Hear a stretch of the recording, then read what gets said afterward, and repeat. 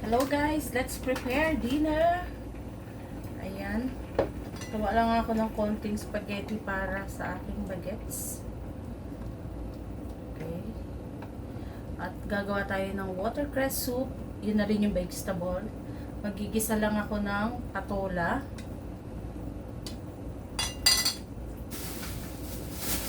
At pagpiprito ko lang si sir ng ito ang ating patola. Ayan, nagsasaing na ako. Pagpiprito ko lang si sir ng manok. Ayan, prepare natin yan. Meron ako dito pansahog sa patola. Hiwain ko muna. Ayan, sumusubo na ating sinaing.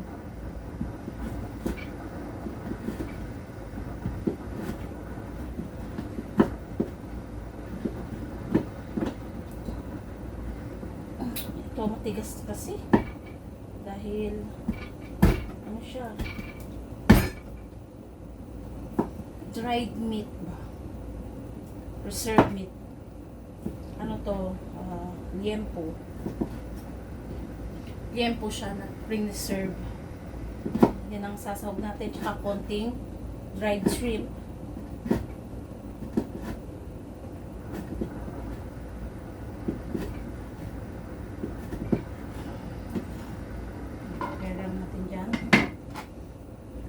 Siya. Ayan. Diba? Ayan. Dried siya na ano, liempo.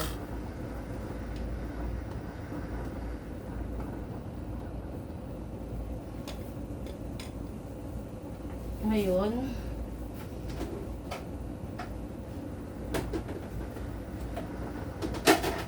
walang tayo nito para sa ating watercress.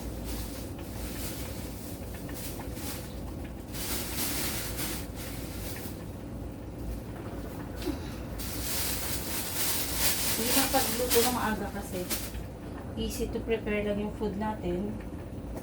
Hindi siya pwedeng i-prepare ng sobrang aga. So 6:30 ako nag-start.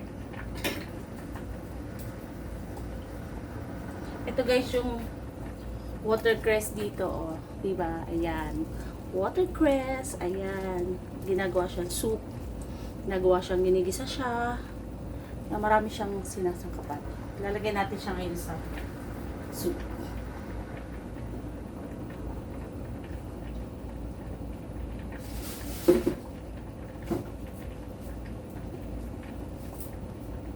Sabi natin yung iba. Pwede natin igisa ito.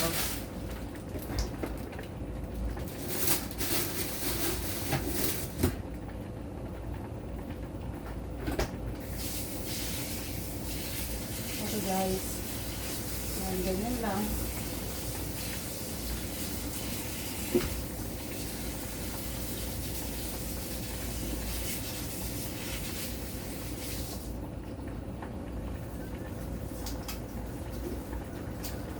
Malinis na siya.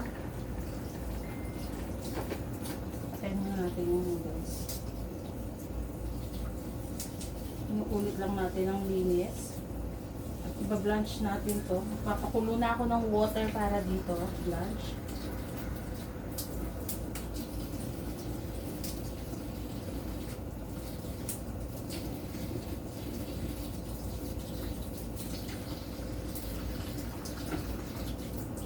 Preparing muna tayo and then continuous to, mabilisan.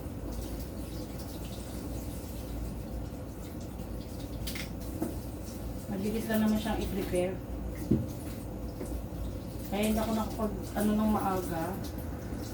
Kasi mga 7:30 pa kakain. Dahil minsan yung boss tinatanghali ng uwi. I mean, nalilate ng uwi sa office.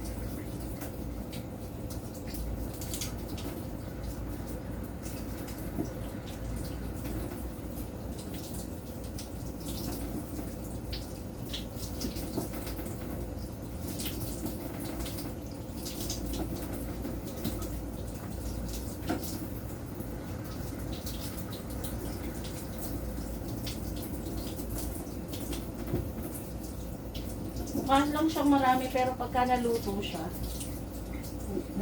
naiimpis naman siya. Umiimpis. So, hindi sobrang dami. Ayan. And then, hamuin ko muna yung pasta. Meron ako konting-konti lang. Ito, konting-konti lang. Yung niluto kong pasta para kay Bagets. Meron ng ready-made na sauce. So, mamaya gagawa natin yung 5 minutes. Wala pang 5 minutes. Ano na yan? Okay na. So, ayan, ganyan. Ganyan ako magluto. Prepare lang muna lahat. So, ayan, nire-ready natin yung ating mga ingredients. Okay, this time, nagbablanch ako ng chicken. Binablanch ko yung chicken na isasahog ko sa ating watercress. At ibablanch na rin natin yung ating vegetable.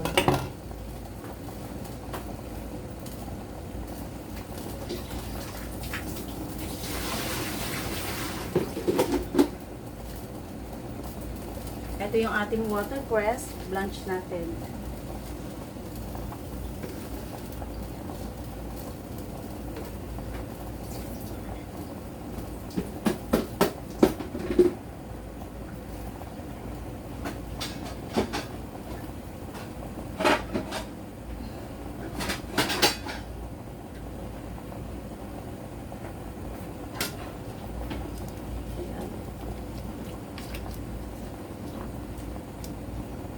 Binablanch ko yung chicken para mawala yung langsa. Nilagyan lang natin ng konting salt yung water. And then blanch lang natin pa. And then ito naman, blanch lang din natin.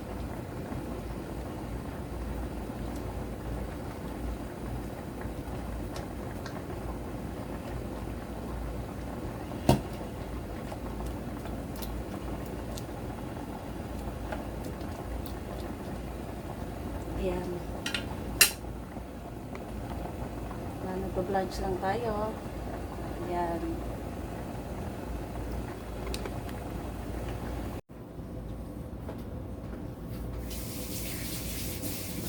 Okay, back again. Ngayon naman, babalatan na natin itong ating patola.